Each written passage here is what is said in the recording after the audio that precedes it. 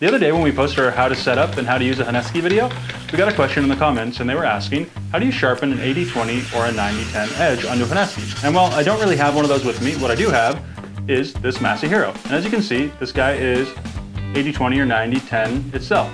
It's got a bigger koba on the dominant side and a smaller koba on the back side. It's kind of hard to see on camera, but you might also notice that the geometry kind of scoops in on this side and then it's flat on the back side, kind of like a real single bevel.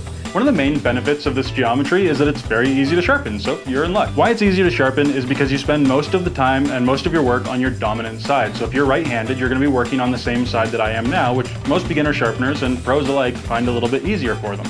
Once you get deep in the game, ambidextrous sharpening is not really an issue, but while you're still building up that muscle memory, dominant side is definitely easier. If you don't know if it's an 80-20 or a 90-10, you don't really need to worry about it too much. If you're having a hard time figuring out the angle, just slowly angle the knife up on the stone, and when you can no longer slide your fingernail underneath, just match that. Another benefit of this geometry is that it's definitely tougher than a more traditional single bevel and closer to that of a double bevel.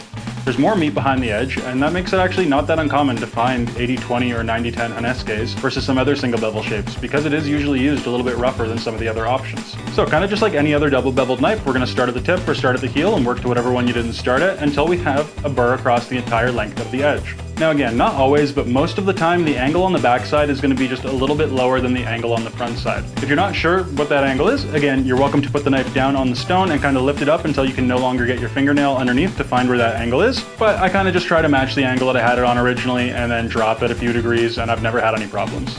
When you're making your deburring strokes, remember you're trying to match the angle that you sharpen on both sides when you alternate back and forth between the dominant and the off side. Of course, the same can be said when you're hitting your strop. Try to match the angle that you were sharpening each side on. Other than that, there's really not any special tricks to sharpening these knives. You just spend more time on your dominant side and less time on your off side.